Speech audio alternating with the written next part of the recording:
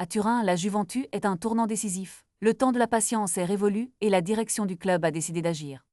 Malgré la prolongation de Luciano Spalletti jusqu'en juin 2028, l'effectif actuel semble plafonné et le club turinois ne peut plus se permettre d'attendre. C'est le moment du grand ménage et plusieurs joueurs, tels que Michel Di Gregorio et Ten Koopmeiné, sont déjà sur le marché malgré des investissements récents. L'objectif, libérer des fonds et alléger la masse salariale pour attirer des joueurs capables de faire la différence immédiatement. Le chantier se concentre d'abord sur le poste de gardien.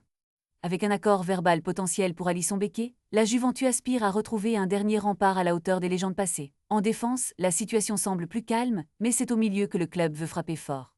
La prolongation de Manuel Locatelli jusqu'en 2030 témoigne de la volonté de maintenir une base italienne, mais l'intérêt pour des joueurs comme Manuel Ugarte et Bernardo Silva montre que la Juventus vise des techniciens aguerris à la Ligue des Champions. Silva en particulier pourrait apporter la créativité et l'expérience qui font défaut au milieu de terrain turinois.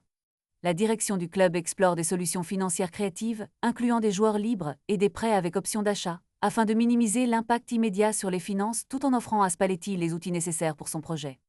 Ambitieux en attaque, la Juventus scrute le marché à la recherche de renforts pour pallier les blessures d'Arkadiusz Milik et l'incertitude entourant Dusan Vlahovic.